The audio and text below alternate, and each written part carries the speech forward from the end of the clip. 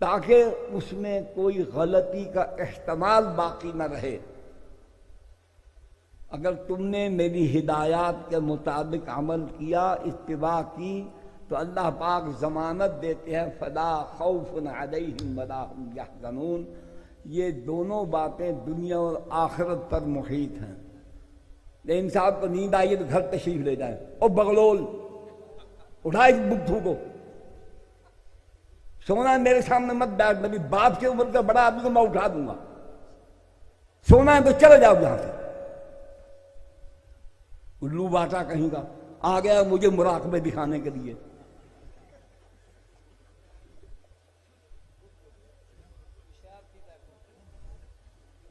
ہوشیار کی میں تھی گھروں کھلے کھا گیا ہے، بیٹھے ہوشیاری کی طرح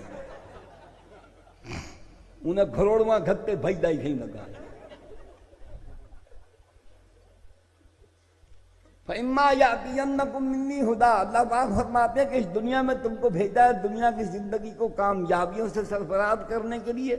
اور یہ یاد رکھیے انسان کی زندگی صرف اس دنیا کی نہیں ہے، ہاں اس دنیا کی زندگی میں جو کچھ کرو گے اس کا نتیجہ یہاں بھی ملے گا، آخرت میں بھی ملے گا۔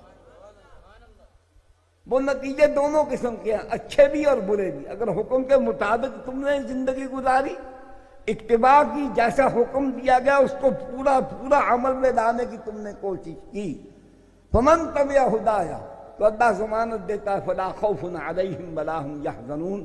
اس دنیا میں شیطان کے حملہ آور ہونے کے باوجود تم اس کے حملے سے بچے رہو گے، وہ تمہارا کچھ نہ بگاڑ سکے گا۔ خوف ہوتا ہے دشمن کے آ جانے کا، دشمن آیا اب وہ نقصان دے گا، اللہ کہتا ہے وہ موجود ہے، تم میری اتباع کرو گے اس کا کوئی حملہ تم پر کارگر نہ ہوگا، تم محفوظ ہو جاؤ گے۔ وَلَا هُمْ يَحْزَنُونَ، تو یہاں پر دشمن اگر خدا نہ خواستہ بہکا دے تو پھر آخرت میں جہنم کی سزا، ذلت و رسوائی، غم، حزن، ملال۔ اللہ پاک کہتا ہے کہ جب یہاں تم عمل کرو گے میرے حکم کے مطابق تو یہاں شیطان کے حملے سے بچ جاؤ گے، وہاں تم جہنم کی آگ اور ذلت و رسوائی سے نہ صرف بچ جاؤ گے، جنت میں جاؤ گے، عیش و راحت پاؤ گے۔ ساتھ ہی فرمایا والذین کذبوا بآیاتنا، والذین کفروا وکذبوا بآیاتنا، اور وہ بد نصیب و بدبخت لوگ جو انکار کرتے ہیں اور جھٹلاتے ہیں ہماری آیات کو، اولئک اصحاب النار هم فیہا خالدون، ایسے سب کے سب لوگ ہمیشہ ہمیشہ کے لیے جہنم میں جانے والے ہیں۔ کیوں؟ کہ انہوں نے ہمارے احکامات و ہدایات کو چھوڑ کر ہمارے احکام و ہدایات، ہمارے قانون زندگی کے مقابلے میں، دستور زندگی کے مقابلے میں اپنا وضع کیا ہوا نظام لائے، ہماری احکام کو جھٹلایا، ان کا انکار کیا، جس کے نتیجے میں ان کی یہ زندگی خرافات، گناہ، شرک، زنا، شراب، جوا، چوری، ڈاکہ، قتل، اغوا، جھوٹ، تہمت، ملاوٹ، سود، تمام برے اعمال کا مجموعہ بن گئی۔ یہ دنیا کی زندگی ان کے دکھوں سے، ذلتوں سے، رسوائیوں سے بھری، تو آخرت میں عذاب جہنم اور ذلت و رسوائی ان کا مقدر، اولئک اصحاب النار هم فیہا خالدون۔ دوسرے مقام پر بھی یہی آیات ہیں، لیکن اس میں کچھ تھوڑا سا اضافہ اور انداز میں فرمایا۔ وہاں بھی یہی فرمایا کہ دنیا کی زندگی گزارنے کو، کامیابی سے ہمکنار کرنے کو ہم تمہیں ہدایات بھیجتے رہیں گے۔ فمن اتبع ہدایا فلا یضل ولا یشقی، تم نے ہماری ہدایات کی اتباع کی۔ ہدایت کا معنی عرض کر دیا کہ اللہ نے کمال مہربانی کے ساتھ ایسا قانون، ایسی ہدایات دی ہیں جو انسان کو اس کی منزل مراد تک امن امان کے ساتھ پہنچائیں، اور اس منزل مراد پر پہنچ کر جو اس کا منصب اور مقام ہے وہاں اس کو جمع کریں۔ اتباع پورا پورا عمل کرنا، اس میں یعنی کہ گویا چونکہ چنانچہ نہیں، جیسے آج کل کے ہماری زندگی 2 نمازیں پڑھنی، سود کا کاروبار بھی کر دیا، بیوی کو ننگا بھی کر دیا، حرام خور بدماش زانی شرابی حکمرانوں کے چونچلے نخرے بھی برداشت کر دیے، ان کی مردہ عفونت زدہ گندی گناہوں سے بچھڑی ہوئی، کفر میں ڈوبی ہوئی زندگی کو کندھا بھی دے دیا اور تہجد بھی پڑھ لی، تسبیحیں بھی اچھال دی۔ یہ نہیں ہوگا، بالکل نہیں ہوگا۔ اسلام کے اندر کوئی ایسا تصور نہیں ہے جو آج ہم خانقاہوں کا پیری مریدی کا جو ہم لیے پھرتے ہیں، قطعاً نہیں ہے۔ صحابہ کرام رضوان اللہ تعالی علیہم اجمعین اتباع خدا و رسول کا کامل اکمل نمونہ تھے، ہیں، رہیں گے۔ اور سب سے بڑا ثبوت یہ ہے کہ صحابہ ہی اس خدا رحمان الرحیم کی عطا کی ہوئی پیغمبر کے ذریعے سے ہدایات اور اس پر عمل کرنے کا اتباع کا جو کامل نمونہ پیغمبر کے ذریعے سے ملا، انہوں نے اپنی پوری سعی و کوشش کے ساتھ اس پر عمل کیا۔ نتیجہ دیکھ لو۔ پہلے بھی عرض کرتا رہتا ہوں، تفصیلات کا وقت نہیں، مجھے پابند کیا گیا کہ اتنے منٹوں سیکنڈوں میں تم نے گفتگو ختم کرنی ہے، باقی کسی کے لیے پابندی نہیں ہے۔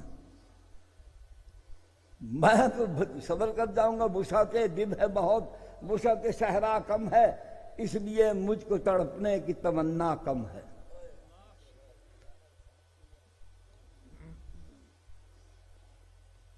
فمن اتبع ہدایا فلا یضل ولا یشقی، تم نے اگر اتباع کی یعنی میرے حکموں پر پورا عمل کیا، جس کا نمونہ صحابہ حضور صلی اللہ علیہ وسلم نے مکے سے دین کے غلبے کی تعلیم و تبلیغ سے جد و جہد شروع کی، مدینہ طیبہ کے اندر اس جد و جہد کا ایک عملی نمونہ اسلامی ریاست کی شکل میں قائم ہوا، احکامات کا نزول ہوا، ان احکامات کے زیر اثر انسانوں کو پابند کیا گیا، پھر وہ ایک ایسی مثالی ریاست قائم ہوئی جو نہ اس سے پہلے تھی نہ بعد میں۔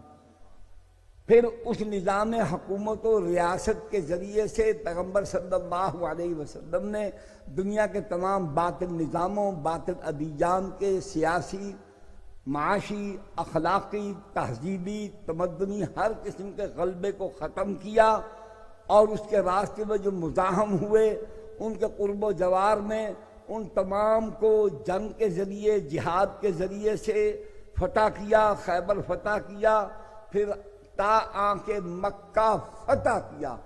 مکہ نبی نے تسبیح اور مسلح سے فتح نہیں کیا تھا، تلوار، نیزے اور سپاہ سے، مسواک دے کر نہیں، سرمے دانیاں اور خوشبو اور عطورات کی، بخورات کی چیخیاں دے کر نہیں، جنگجو بہادر اپنی جانوں کا نذرانہ ہتھیلی پر لے کر چلنے والے صحابہ کرام کے 10,000 لشکر جرار کے ساتھ مکے میں داخل ہوئے۔ نبی نے زندگی کا پورا نقشہ بدلا ہے، مقاصد بدلے ہیں، سپاہ ہے، لشکر ہے، اسلحہ ہے، غلبہ ہے، لیکن کسی ایک دشمن کی نکسیر تک نہیں پھوٹی، دشمنوں سے قطعاً بدلہ نہیں لیا۔ کیا تو کیا کیا؟ ان کا سیاسی اقتدار ختم کیا، ان کا غلبہ ختم کیا، ان کی فوقیت ختم کی، ان کی حیثیت کو ختم کر دیا۔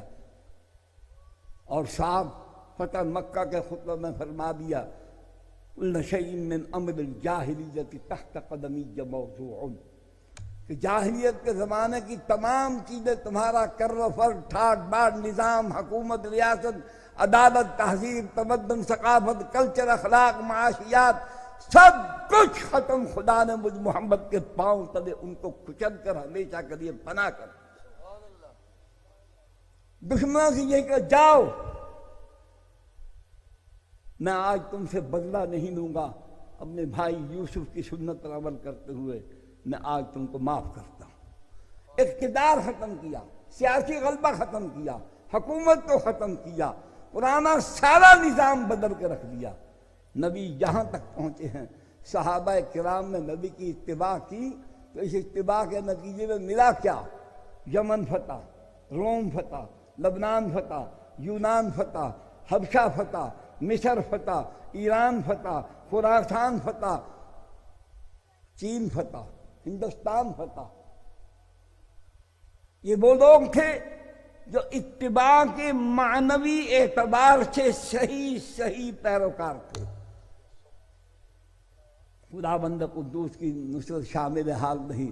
اس کے بعد جیسے جیسے اتباع میں ہدایات پر عمل میں عزم حلال آتا گیا، دنیاوی جاہ و جلال، کرفر، قبے، جبے، عبائیں اور بڑے بڑے پرپیچ عمامے جب سروں پر سجنے لگے، تاج شاہی خلافت کے ماتھے پر آ گیا، محلات بنے، باندیاں آ گئیں، شراب بھی اس کے خم بخم لنڈھانے لگ گئے، رقص و سرود بھی آ گیا، نماز بھی آ گئی. نتیجتاً دیکھ لو یہ بنو امیہ بنو عباس آپس میں ہی ایک دوسرے کو گاجر مولی کی طرح کاٹ کاٹ کر فنا ہو گئے. جب بھی جہاں بھی اتباع ہوئی ہے کامیابی اس کا مقدر ہے 100%. یہ خدا کا وعدہ ہے. فلا یضل ولا یشقی. نہ تم دنیا میں شیطان تم کو گمراہ کر سکے گا، نہ شیطانی قوتیں تمہارا کچھ بگاڑ سکیں گی، اور نہ آخرت میں تمہیں بدبختی کا سامنا کرنا پڑے گا. اس کے بعد ایک بات فرما دی اللہ نے، ومن اعرض عن ذکری. اور جس نے جب بھی میرے دیے ہوئے اس نظام زندگی کامل اکمل دین، اس قرآن سے جس نے منہ موڑا، میرے احکامات سے منہ موڑا، اعراض کیا، گریز کیا، منافقت اختیار کی، جیسے آج کل کے حکمران 65 برسوں میں آنے والے پاکستان کے حکمران ٹھو ہے، ان پر ٹھو ہے. ان کو محبت سے نگاہ کے دیکھنے والے کی آنکھوں میں جہنم کی آگ، ان کی قبروں میں کیڑے پڑیں گے. جاؤ رب کعبہ کی قسم، لا الہ الا اللہ محمد رسول اللہ، ایک ایک حکمران جہنم کے اندر جل رہا، یہ بھی چلیں گے. اور جو ان کو تعاون دے رہے ہیں، جو کندھے دے رہے ہیں، اپنی ذہانت اور فنادم کے طوطے نینا اڑا کر لوگوں کو بیوقوف بناتے ہو. میں تمہیں بنا دوں گا، تم مجھے بنا دو گے. خدا کے سامنے کیا جواب دو گے؟ کیا جواب دو گے خدا کو؟ اليوم نختم على افواہہم وتکلمنا ایدیہم وتشہد ارجلہم بما كانوا یکسبون. تمہارے ہاتھ بولیں گے، جو لکھا، جو کیا، جس کے لیے کیا، جیسا کیا، سب کچھ یہ بتائیں گے. روک نہ سکے گا کچھ. اور جس کام کے لیے پاؤں سے چل کر گئے، الیکشن میں جاتے ہو، سینما دیکھنے جاتے ہو، زنا کرنے جاتے ہو، شراب پینے جاتے ہو، رشوت دینے جاتے ہو، سود لینے دینے جاتے ہو، لوگوں کی بہو بیٹی کو تاکنے جھانکنے جاتے ہو، نچواتے ہو، گھماتے ہو، نماز کے لیے جاتے ہو، تہجد کے لیے جاتے ہو، بیمار پرسی کے لیے جاتے ہو، غریب کی خدمت کے لیے جاتے ہو، دین کے غلبہ کا اعلاء کلمت اللہ کے لیے جاتے ہو. یہ سب پاؤں گواہی دیں گے. بدماشوں، امریکہ کے غلام حکمران، زانی، شرابی، بدکار، بد عقیدہ،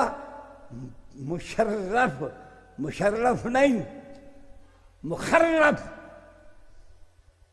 اس کو کندھا دیا، 10 سال اس کی حکومت چلائی.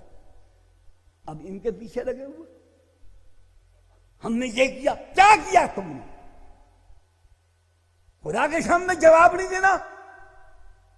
خدا امریکہ نہیں ہے، خدا پاکستان کا عوام نہیں ہے. انک تعلم خائنۃ الاعین وما تخفی الصدور. تمہارا ایک ایک عمل میرا، تمہارا، کائنات کے ہر انسان کا، نبی غیر نبی سب کا پیش ہوگا. جب دل سے خدا کا خوف ختم ہو جائے تو ذلت اور رسوائیاں مقدر بن جایا کرتی ہیں. ہماری ذلت اور رسوائی کا سبب یہ ہے کہ اقتدار کی ہوس، دنیاوی لالچ، وجاہت، پیسہ، کر و فر، ٹھاٹ و بات، انگریزی کا پروٹوکول، حضرت آ رہے ہیں، حضرت جا رہے ہیں، تشریف لا رہے ہیں، ہٹو بچو سرکار کی دھوم دھڑکا. اور اس کو ہم نے نام دیا کہ ہم نے اسلام بچایا. کون سا اسلام بچایا؟ جامع مسجد، لال، حفصہ، جامعہ، بچیاں، معصوم، عورتیں، بخاری شریف، قرآن شریف، مشکات شریف، معصوم بچوں کی جلی ہوئی لاشیں گندے غلیظ نالوں سے ملی. کوئی نہیں پوچھے گا. نہیں جواب دینا ہم نے، میں نے بھی دینا ہے، تم نے بھی دینا ہے، سب نے دینا ہے۔ ہم نے کیا کیا؟ وہ تو جانے والے چلے گئے، انہوں نے اپنا حق ادا کر دیا، انہوں نے اپنا حق ادا کر دیا، بالکل حق ادا کر دیا۔ وہ سچے تھے، جو ان کو سچا نہیں مانتا لعنت ہے اس پر، تھو ہے اس پر۔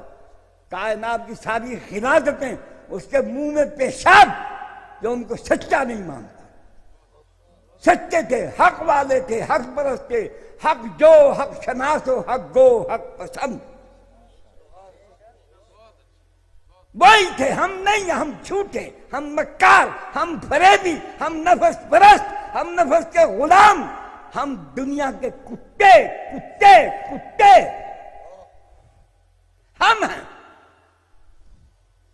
دنیاوی وجاہتوں پر مرنے والا خدا شناس ہو نہیں سکتا۔